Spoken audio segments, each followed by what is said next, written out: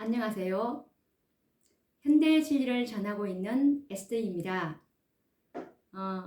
오늘도 구속의 파노라마를 연구를 해보도록 하겠습니다. 우리가 지난 시간에 다니엘서를 연구하기 시작했습니다. 이 지난 시간에 우리가 이 다니엘서를 연구하면서 정말 많은 다니엘서를 연구하신 분들이 정말 많이 있습니다. 그렇지만 정말 너무나 혼란스럽습니다. 왜냐하면 이 선악의 시초부터 심할까지를 이거를 볼 수 있는 영적 식별력이 없기 때문에 정말 엉뚱한 곳으로 예언 해석을 하시는 분들이 너무 많은데, 정말 이 마지막 이 예언 해석은 정말 하나님의 마지막 남은 무리, 남은 교회, 정말 이 지성소에서 예수님께서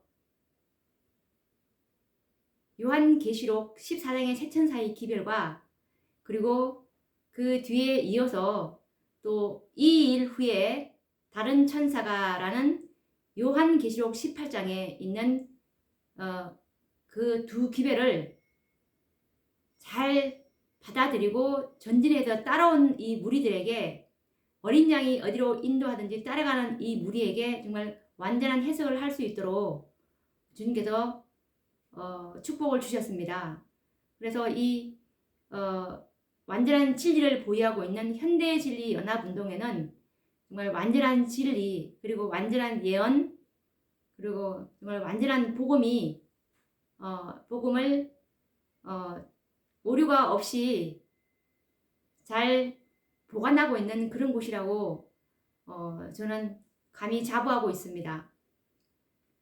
그래서 오늘도 정말 진리를 정말 전심으로 찾고자 하는 분들에게 이 다니엘서가 정말 등불이 되고 빛이 되기를 간절히 소망하면서 오늘도 말씀을 또 이어나가 보도록 하겠습니다. 우리가 지난 시간에 다니엘서 11장 40절에 물이 넘침같이 지나갈 것이요 라는 이 해석까지를 했습니다. 그래서 이제 북방왕 미국이 북왕권과 동맹함으로 인해서 남방왕 소련을 몰락시키는 그런 상황을 우리가 이제 보았습니다. 다니엘서를 우리가 이렇게 연구할 때는 이 역사적인 과정을 우리가 이해해야만 이 부분을 아주 부드럽게 이해를 할 수가 있기 때문에, 제가 이 공산주의의 몰락의 역사 과정을 어떤 과정으로 이 몰락이 됐는지를 잠깐 더 살펴보고 넘어가도록 하겠습니다. 1961년도에 어떤 사건이 있었냐면, 이 천주교 신자인 케네디가 대통령에 당선되는 그런 해였습니다. 그리고 1962년도에는 10월 달에 소련제 중단거리 핵 미사일이 쿠바에 배치가 되었는데요. 케네디는 그 미사일을 철거하라고 요구합니다. 소련에게. 그래서 소련 군함이 쿠바에 도착하지 못하도록 해상 봉쇄를 조치하게 되고, 그때 당시에 1962년도 당시에 그 소련의 총리는 흐루시초프였는데요. 이 흐루시초프는 함대를 철수시킵니다. 이것은 북방왕인 미국의 이제 승리의 시작이었는데요. 그래서 정말 이때 상황은 13일 동안 이 정말 핵 전쟁이 임박한 듯한 그런 긴장된 분위기를 조성했었습니다. 그렇게 해서 이제 1980년도에 이제 시간이 흘러서 이제 레이건이 강력한 미국을 제창하면서 공산주의 세력을 정면 대결하겠다고 선언을 하게 됩니다. 이때 1980년도에 레이건이 대통령이 되었죠. 그렇게 이제 1982년도에 교환과 비밀 회담을 가지게 됩니다. 이 레이건 대통령이. 그렇게 함으로 공산주의를 무너뜨릴 계획을 수립하게 됩니다. 그리고 1983년도에는 이 레이건 대통령이 최대의 병력 정강 작업에 착수하게 되고 1983년도에 이어서 공산정부 축출을 위해 이 카리브해의 작은 섬 그라나다를 침공하게 되는 사건이 있습니다. 그리고 또 1984년도에는 이 레이건 대통령과 로마 법왕권과 수교를 맺게 됩니다.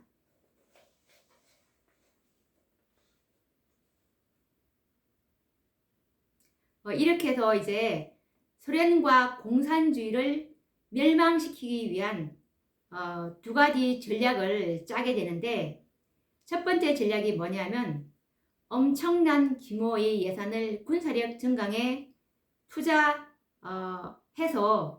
소련을 경제적으로 위기에 몰아넣겠다는 전략이었습니다. 이 전략은 엄청난 예산이 소요되는 우주 방위 계획이었는데요.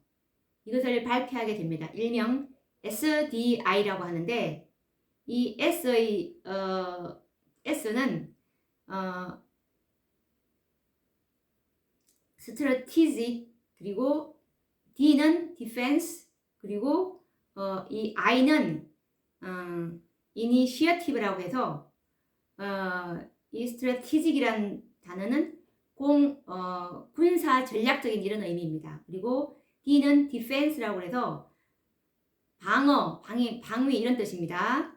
그리고 initiative라는 그 의미는 계획이라는 뜻입니다. 그래서 이 SDI는 군사 전략적인 이 방위 계획이라는 뜻입니다. 그래서 이것을 일명 별들의 전쟁이라고도 합니다.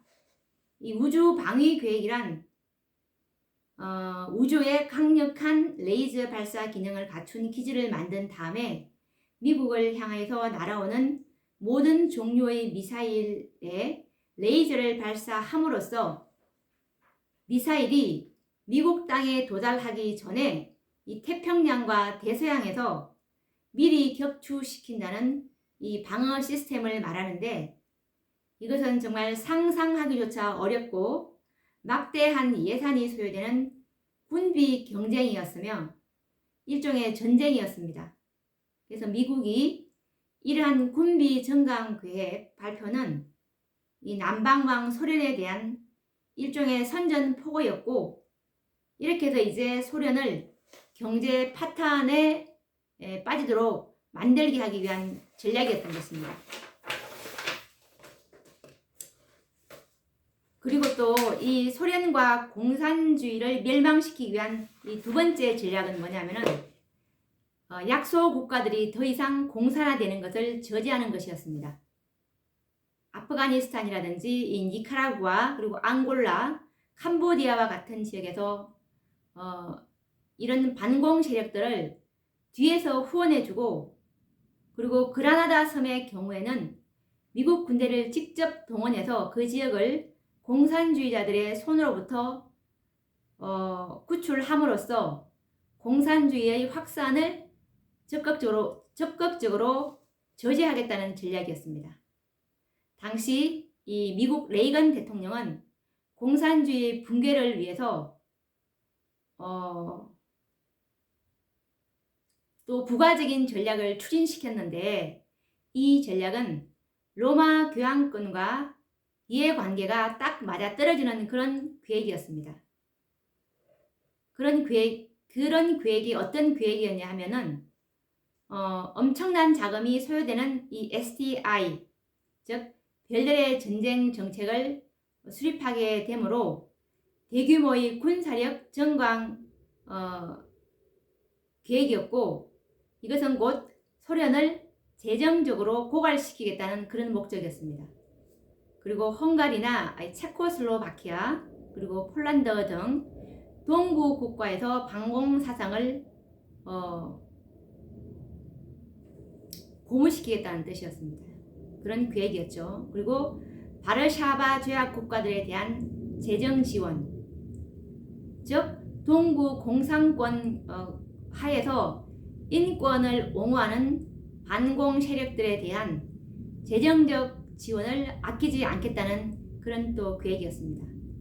그리고 또 서부 유럽과 일본의 기술이 소련으로 유입되지 못하도록 하겠다는 계획도 있었습니다.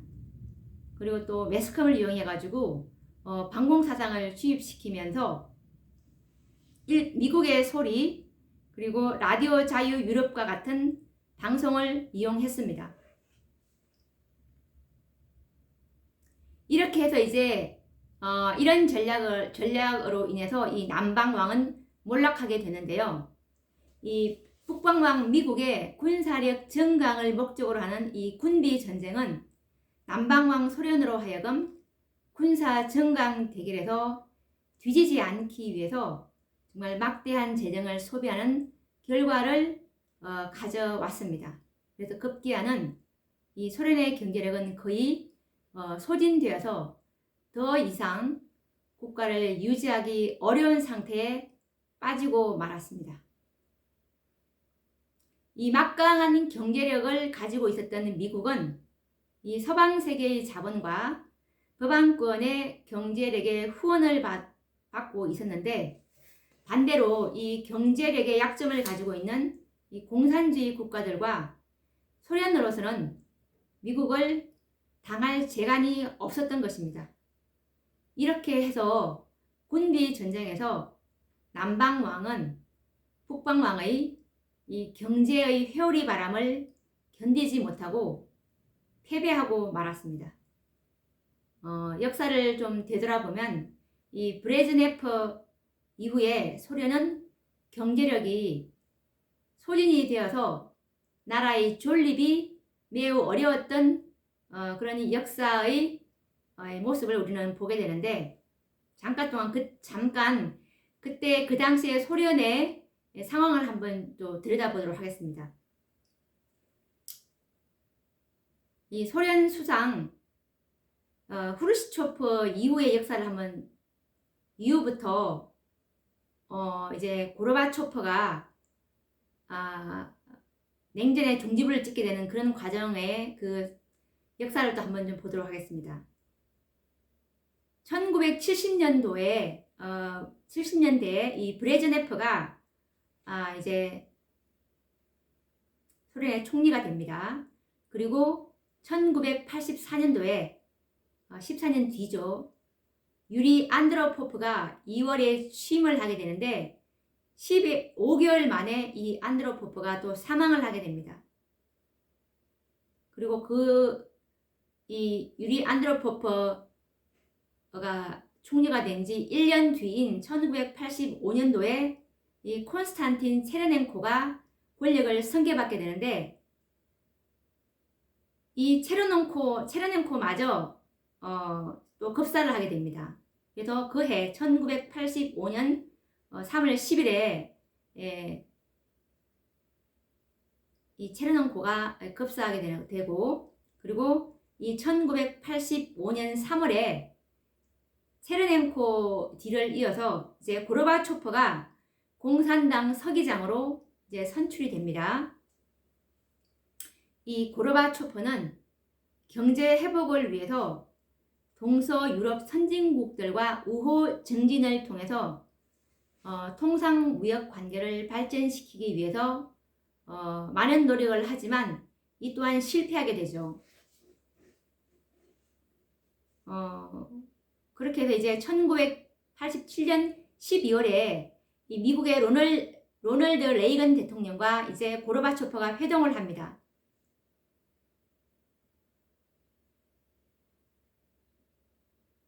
그리고 그 이듬해에는 9년 동안 점령하고 있던 이 아프가니스탄에서 이 소련군을 철수시키게 됩니다. 이 고르바초프가.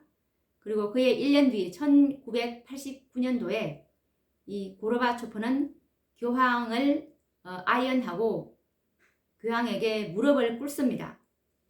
그리고 그의 1년 뒤 1900년도에 1990년도 1990년도에 이제 고르바초프는 냉전의 종지 불을 찍고 소련과 공산 정권들이 붕괴하게 되며 1991년도에는 정말 이 북방왕 미국의 승리로 군비 전쟁은 이제 완전히 끝이 나게 됩니다. 이런 소련의 역사적인 과정이 있었습니다. 그래서 정말 문자 그대로 예언이 성취가 되었는데요. 다니엘서 11장 40절의 말씀을 다시 한번 읽어보도록 하겠습니다. 마지막 때에 남방왕이 그를 찌르리니 북방왕이 병거와 마병과 많은 배로 회리바람처럼 그에게로 마주와서 그 여러 나라에 들어가며 우리 넘침같이 지나갈 것이요. 이 마지막 때는 우리가 공부했듯이 1844년 예수님께서 지성소에 들어가신 해가 마지막 때였죠. 이 마지막 때는 항상 재림과 연관을 시켜서 날짜를 잡아야 됩니다. 그리고 이 남방왕이 그를 찌르리니, 이 남방왕은 우리가 이제 이 소련이라는 것을 공부를 했고, 그를 찌르리니, 이 그는 북방왕 미국이었습니다. 온 세계를 공산화 만드는 그런 과정을 그를 찌르리니라는 것을 의미한다고 설명을 드렸습니다. 그리고 북방왕이 병거와 마병과 많은 배로 회리바람처럼 그에게로 마주와서 이제 드디어 북방왕 미국이 이 공산 정권을 무너뜨리는 그런 과정이 바로 그 여러 나라에 들어가며 물이 넘침같이 지나갈 것이요. 이 물이 넘침같이 지나갈 것이요. 라는 것은 이 북방왕 미국이 정말 물에 넘침같이 지나가자 이 남방왕은 흔적도 없이 사라져 버릴 것이 예언된 말씀이었습니다. 이 공산주의 맹주인 막강한 소련은 정말 온데간데 없이 분열되어서 역사 속에서 사라져 버리고 그와 함께 공산권의 여러 나라들도 예언된 그대로 몰락하고 말았습니다. 그래서 이 1989년 12월 25일자 이 뉴스 위크지에는 소련의 붕괴 과정을 묘사하는 글을 쓰면서 회리바람의 시대라는 표현을 사용하였는데요. 이 남방왕의 몰락은 북방왕의 막강한 군비 경쟁에서 경제의 회오리바람에 날아가 버리는 것이었습니다. 그래서 이렇게 해서 이 다니엘 11장 40절의 예언은 우리 세대에서 정말 우리의 목전에서 성취를 보게 되었죠. 저도 그때 그 사건을 정말 생생하게 기억이 나는데 TV 뉴스로 이 공산권이 몰락되는 그런 과정을 지켜볼 수 있었습니다. 그때 이 예언을 알지 못하는 저로서는 그냥 하여튼 개인과 개인 어떤 나라와의 전쟁의 역사인 줄만 알았습니다. 이런 이 사단의 이 마지막 하나님의 백성들을 둘러싼 그런 정말 엄청난 음모가 있다는 것을 그때는 전혀 몰랐죠. 지금 이제 생각해 보면 이런 벌어지는 모든 섭리의 사건들이 다 항상 선과 악의 대쟁투와 관련되어 있다는 것을 이제 우리는 그런 예언적 시각으로 볼 수가 있게 되었죠. 이제 미국과 로마 교회와의 연합은 새로운 예언을 성취시키기 위해서 전개되고 있으며 이 일을 위해서 사단은 맹렬하게 활동하고 있습니다. 이제 새로운 단계의 예언은 북방왕으로 하여금 영화로운 땅에 들어가도록 하는 것입니다. 사단은 이 시간에도 이 목적을 위해서 열심히 자기의 목적을 추진하고 있죠. 그래서 우리는 항상 근신하고 깨어서 정말 이 사단이 우는 사자같이 우리를 삼키기 위해서 두루 찾고 있다고 했습니다. 이제 이 북방왕의 공격 목표는 여자의 남은 자손입니다. 사단의 대리자인 이 북방왕은 14만 4천의 정말 완성을 하지 못하게 하기 위해서 사단의 대리자로서 정말 충실하게 자기 역할을 하게 되겠죠. 그래서 계시록 12장 17절에 보시면 여자의 남은 자손 곧 하나님의 계명을 지키며 예수의 증거를 가진 자들로 더불어 싸우려고 바다 모래 위에 섰더라 라는 말씀을 우리는 늘 생각하시면서 매 순간 깨어 있어야 할 것입니다. 이제 우리는 더 이상 실수를 하면 안 됩니다. 왜냐하면 우리는 하나님의 모든 율법을 지킬 수 있는 사람들입니다. 예수님께서 하신 것처럼 우리도 할 수가 있습니다. 그분의 은혜를 충만히 받으면 우리는 할 수가 있습니다. 그렇기 때문에 이제 이 14만 4천의 후보자들은 더 이상 나는 실수를 하지 않겠다는 그런 각오가 있어야 합니다. 그렇게 됐을 때 이제 우리는 야곱의 환난을 통과하게 되는 그런 충분한 준비가 갖춰지기 때문에 예수님께서 우리를 이 야곱의 환난에 내어줄 수 있게 되는 것이겠죠.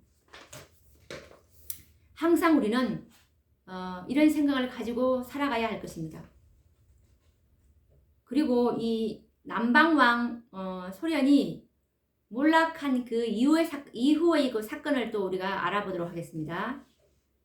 이제 이 북방왕인 미국이 이제 영화로운 땅에 들어가는 사건이 전개가 되는데 우선 다니엘서 11장 41절 말씀을 또 이어보도록 하겠습니다.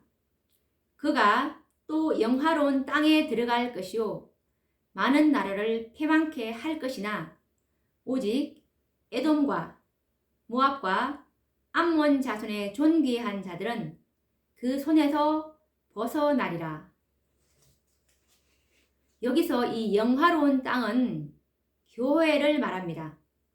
일반적으로 이 재림교회의 그 성경학자들은 이 영화로운 땅을 이스라엘 혹은 미국이라고 이제 해석을 하고 있는데요. 이 이스라엘이 영화로운 땅이라는 해석은 이미 다니엘서 8장 9절을 우리가 해석하는 가운데 모두가 공감하고 있는 일반적인 해석입니다. 다니엘서 8장 9절을 보시면 그 중 한 뿔에서 또 작은 뿔 하나가 나서 남편과 동편과 또 영화로운 땅을 향하여 심히 커지더니 라는 말씀이 있죠. 그런데 이 메시아를 거절하고 이 패망한 이스라엘을 지금도 거룩하고 영화로운 땅이라는 해석에는 우리는 동의할 수가 없습니다. 그 나라가 과거 하나님의 율법과 진리를 보관하고 있었을 때에는 이스라엘은 영화로운 땅 맞습니다. 그리고 또 다른 해석은 재림교에서 하고 있는 또 다른 해석은 뭐냐면 이 영화로운 땅을 미국이라고 이렇게 해석을 하는데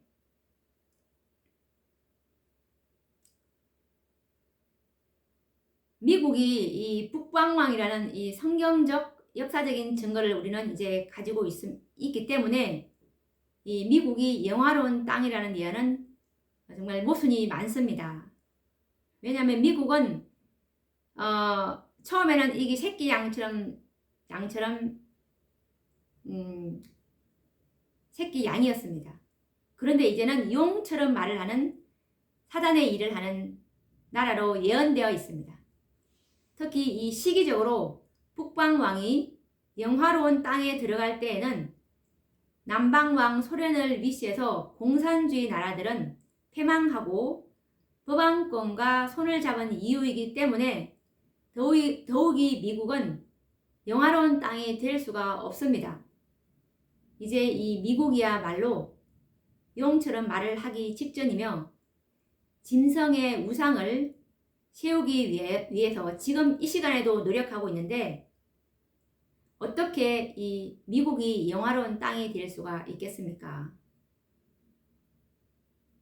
이미 미국은 북방왕으로서 우리가 이 너무나 타당하다는 것을 우리가 연구했고,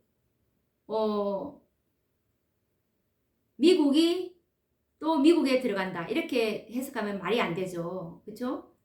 그리고 이 미국은 이미 남방왕 소련이 몰락한 이후에 영원한 땅이 될 수가 없다는 이 여러 가지 상황적으로 너무 맞지가 않습니다. 그래서 이 영화로운 땅은 교회가 되어야 하는데 왜 교회가 되어야 되는지 한번 또 증거를 해보도록 하겠습니다. 우리가 이 예언 해석을 할 때는 이 원칙적인 패턴이 있습니다. 이 패턴을 가지고 한번 우리가 이 힌트를 찾아보도록 하겠습니다. 과거에는 항상 율법과 복음을 간직한 유대 나라가 예언의 중심이 되어서 북방과 남방으로 구별되었고 유대 나라를 영화로운 땅으로 불렀습니다. 그렇다면 지금도 율법과 복음을 간직한 나라가 예언의 중심이 되어야 하고 그 나라를 영화로운 땅으로 우리는 해석해야 할 것입니다.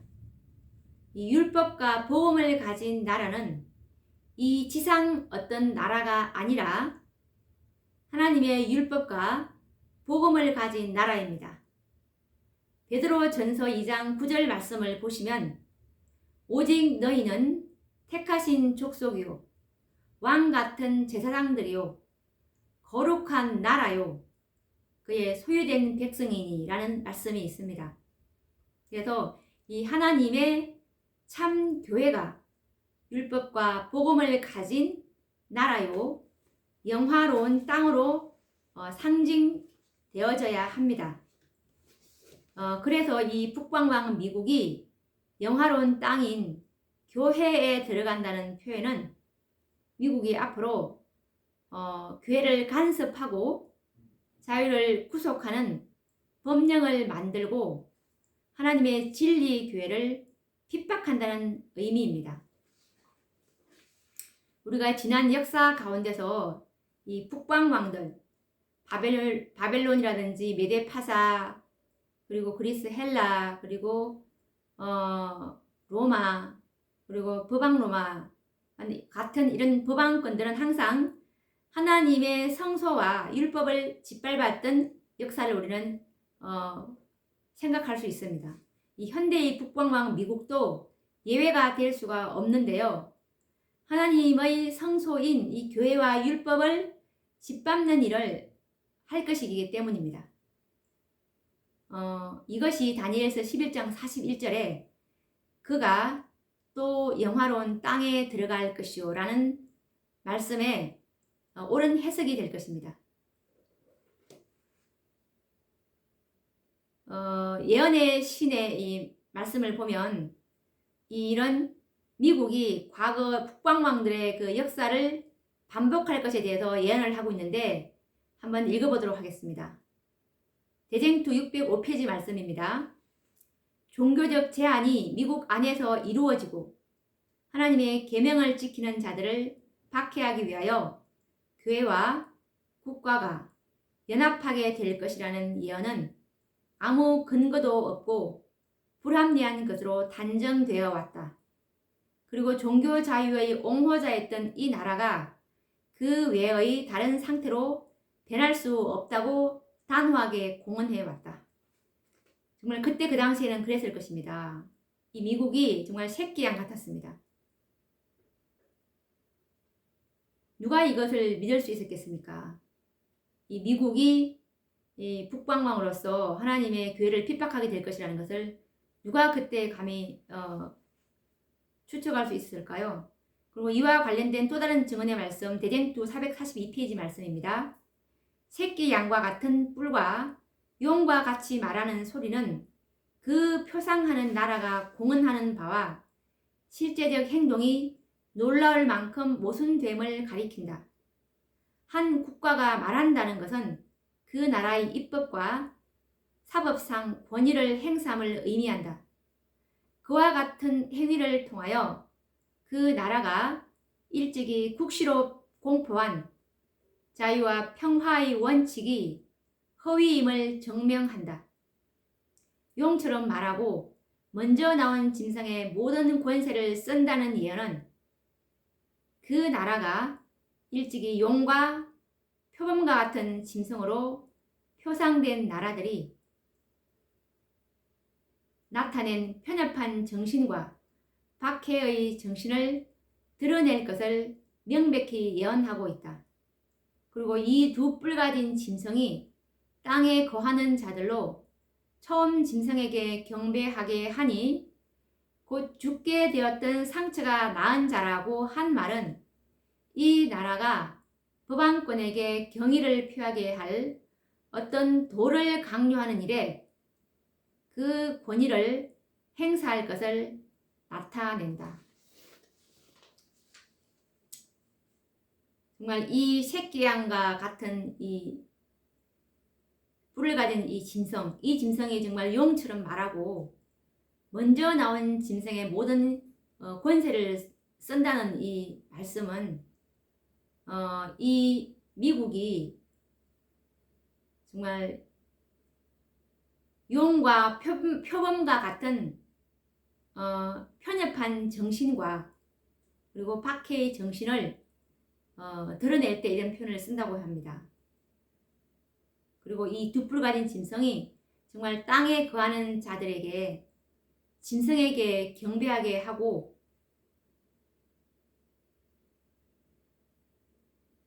이것은 곧 법왕권에게 경의를 표하게 할 어떤 일월 법령이죠. 이 법령을 강요하는 일에 그 권위를 행사할 것이라는 예언적 말씀입니다. 이 북방왕 미국은 법왕권의 전폭적인 지지 아래 종교 자유를 억압하는 그 법령을 만들 것이며 결과적으로는 하나님의 참교회를 핍박해서 하나님의 백성들에게 짐승의 표를 강요하는 무서운 사단의 일을 하게 될 것이며 이것이 곧 영화로운 땅에 들어간다는 말입니다. 이렇게 해서 이제 미국이 많은 나라를 패망케 할 것입니다. 이와 관련된 그 성경 말씀이 다니엘서 11장 41절인데요. 많은 나라를 패망케 할 것이나 이 말씀은 또 어떻게 많은 나라를 패망하게 될 것인지 그 과정을 또 우리가 연구해 보도록 하겠습니다.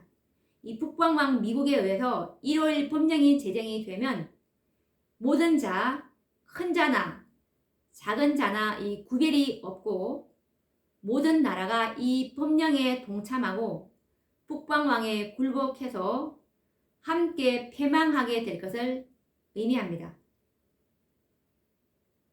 요한계시록 13장 15절에서 16절 말씀을 보시면 저가 권세를 받아 그 짐승의 우상에게 생기를 주어 그 짐승의 우상으로 말하게 하고 또 짐승의 우상에게 경배하지 아니하는 자는 몇이든지 다 죽이게 하더라.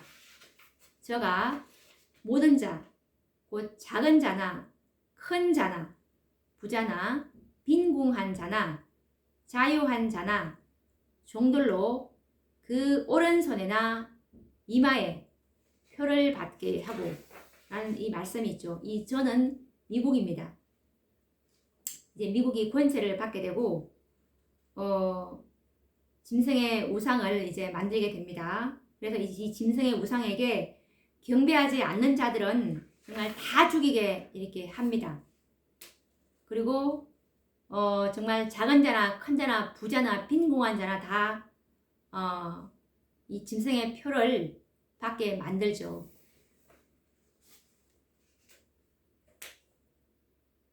이와 관련된 그 증언의 말씀 리뷰 1888년 12월 18일자 말씀입니다. 특별한 의미로 하나님의 율법이 미국에서 폐지될 때가 오고 있다. 미국의 위정자들은 법을 제정하여 일요일 준수를 강제할 것이며 하나님의 백성들은 큰 위기를 맞게 될 것이다. 미국 의회에서 종교적 특권과 관련된 인간의 양심을 억압하기 위하여 법률을 제정하여 일요일 준수를 강요하고 제7일을 안식일로 지키는 사람들을 권력으로 억압할 때 하나님의 율법은 사실상 미국에서 폐지된다. 국가적 배도는 국가적 파멸로 이어질 것이다. 이 말씀은 또한 화이트서 계시록 13장 16절과 17절 말씀에도 있습니다. 그리고 이와 관련된 증언의 말씀, 교회 증언 6권도 있습니다. 6권 18페이지에 종교 자유의 나라 미국이 양심을 억압하고 사람들에게 거짓 안식일을 존중하도록 강요하는 일에 법왕권과 연합할 때 지구상에 있는 모든 나라 사람들은 미국의 본을 따르게 될 것이다.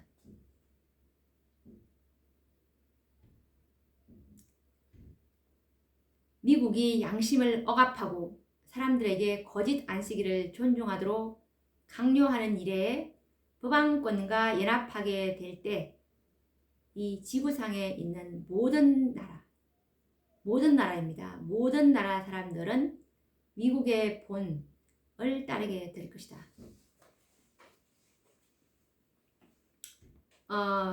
그러면 또 이어서 다니엘 11장 41절로 넘어가 보도록 하겠습니다. 다니엘 11장 41절을 말씀을 보면 오직 에돔과 모압과 암몬 자손의 존귀한 자들은 그 손에서 벗어나리라 라는 말씀이 있습니다. 이 에돔과 모압과 암몬의 존귀한 자들은 누구일까요? 이 에돔과 모압과 암몬의 자손들은 아브라함의 혈족들입니다. 즉, 이 에돔은 에서의 후손들이고 이 모압과 암몬은 이 롯의 후손들이죠. 그래서 이 오늘날 이 아브라함의 자손은 참 진리를 소유하고 있는 교회가 아브라함의 자손입니다. 타락한 교회들, 즉 진리를 거절한 교회들은 에돔과 암몬과 모압인들이 될 것입니다.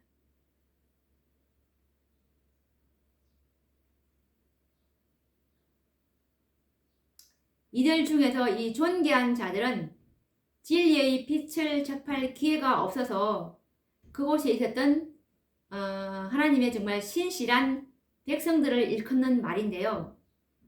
일요일 법령이 내릴 때 바벨론 그리고 개신교회들 가운데서 그리고 명목상의 재림신도들 가운데서 구원받을 영혼들이 바로 존귀한 자들입니다.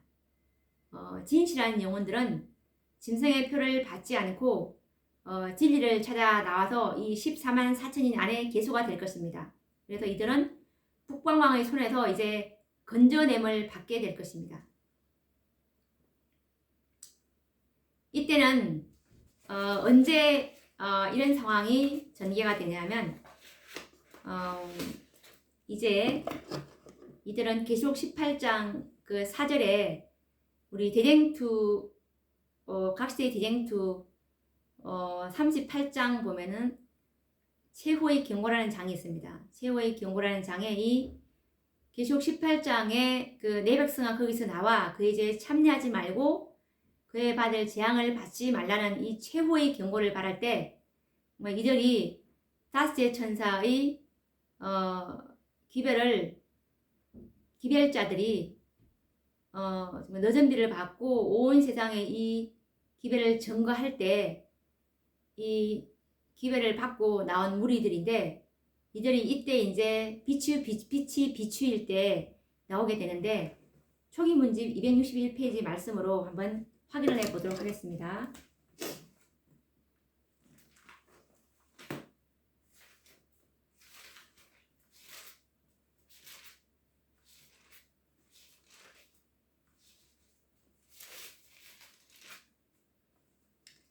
나는 하나님께서 명목상의 재림 신도들과 타락한 교회들 가운데 당신의 성실한 자녀들을 가지고 계신 것을 보았다.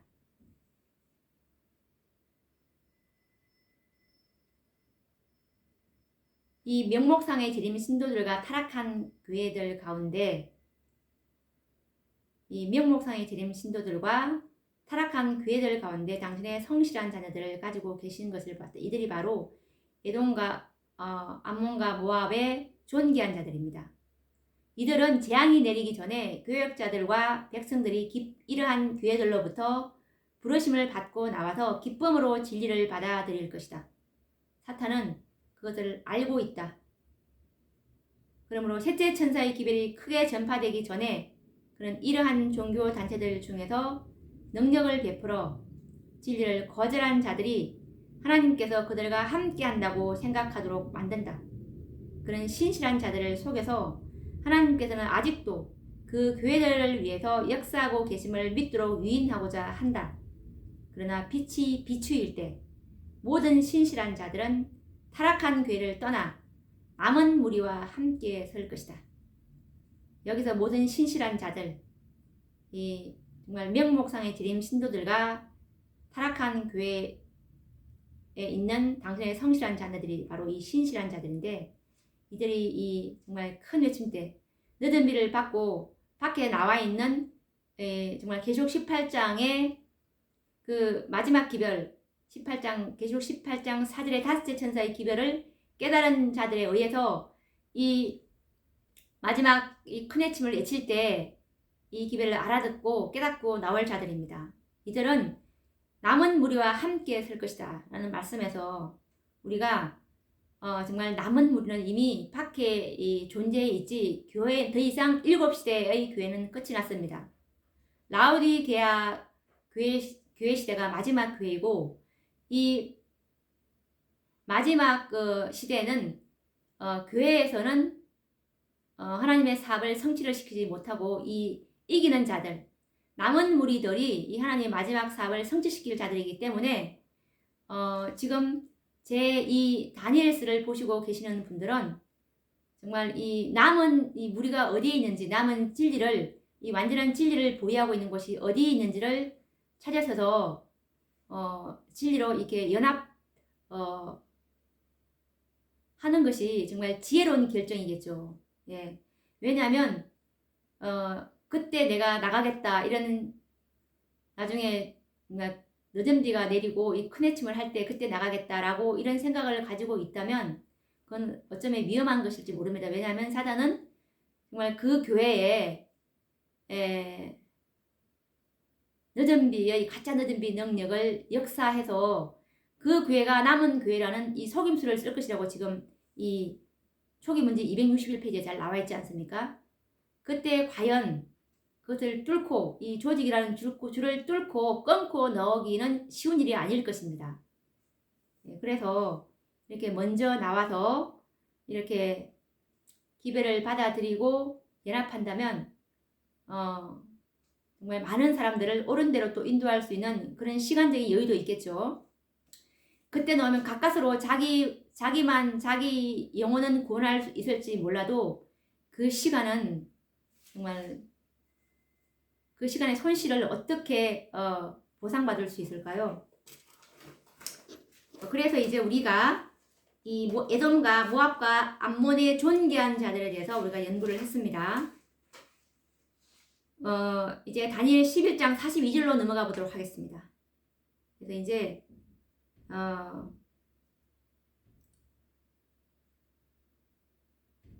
일요일 분명으로 인해서 이 정말 이 명목상의 재림 신도들과 모압과 암몬의 존귀한 자들, 이 자들은 손에서 벗어나지만 애굽 땅도 면치 못한다고 했는데, 이 애굽 땅도 이 일요일 법령 앞에서는 다 굴복할 것이라는 그런 말씀인데, 다니엘 11장 42절 말씀을 읽어보도록 하겠습니다. 그가 열국에 그 손을 펴리니 애굽 땅도 면치 못할 것이므로. 이 열국과 애굽은 무신론, 이방 신을 섬기는 모든 나라들과 이 불신 세력들을 상징하는 말입니다. 1월 법령이 공표가 되고 짐승의 우상이 만들어지면 지상의 어떤 나라도 면제되지 않고 세상 모든 족속과 백성들에게 적용된다는 말입니다. 계시록 13장 15절과 17절에 보면 자세히 잘 나와 있죠. 그래서 이와 관련된 그 증언의 말씀은 가래법은 기별 3권 427페이지에 나와 있는데 한번 읽어보도록 하겠습니다. 이 일요일 법령이 모든 나라에 적용될 것이라는 그와 관련된 말씀입니다. 온 세상은 개종하여 일요일 법령에 연합하였다. 그리고 또 성경 주석 7권 976페이지 말씀을 보시면 모든 나라와 방언과 백성들은 이 거짓 안식일을 경배하라는 명령을 받게 될 것이다. 이 날을 경배하도록 강요하는 법령이 온 세상에 발해질 것이다. 이와 관련된 또 다른 증언의 말씀, 교회 증언 6권입니다. 6권 395페이지 말씀인데, 외국 나라들은 미국의 본을 따르게 될 것이다. 비록 미국이 선도를 할지라도 세계의 모든 지역에 있는 우리 백성들에게는 동일한 위기가 닥칠 것이다. 여기서 교회 증언 6권 395페이지에 보면은 세계의 모든 지역에 있는 우리 백성들에게는 동일한 위기가 닥칠 것이다. 온 세계에 이 14만 4천의 하나님 백성들이 있겠죠. 그 백성들에게도 이 동일한 위기가 닥칠 것이라는 뜻입니다. 일요일 법령의 그 영향력이 그렇게 해서 이 북방왕이 미국이 영화로운 땅에 들어갈 것이요 라는 그 말씀이 응하게 된다는 뜻이죠. 그리고 또 다니엘 11장 43절을 또 이어보도록 하겠습니다. 다니엘 11장 43절을 보시면 그가 권세로 애굽의 금, 은과 모든 보물을 잡을 것이요 리비아 사람과 쿠스 사람이 그의 시종이 되리라. 여기서 그는 북방왕 미국입니다. 북방왕 미국이 권세로서 애굽의 금, 은과 모든 보물을 잡을 것이라고 예언하고 있고, 그리고 리비아 사람, 쿠스 사람도 이 북방왕 미국의 시종이 될 것이라는 예언입니다. 이 애굽의 금, 은과 모든 보물을 잡을 것이오라는 말씀은 로마 법왕권과 동맹을 맺은 북방왕 이 미국이 세상의 경제력을 장악하고 돈의 힘을 이용해서 사단의 계획을 추진할 것이라는 것을 예언하신 말씀입니다. 다니엘 11장 43절을 보시면 리비아 사람과 쿠스 사람이 그의 시종이 되리라 라는 말씀은 당시 리비아 사람은 가난한 나라이고 이 쿠스인 이디오피아는 부자 나라였습니다. 이것은 세상 즉 애굽의 모든 경제권을 장악하고 이용해서 부자나 가난한 나라나 구분 없이 일요일 법령에 굴복하게 할 것을 예언하신 말씀입니다.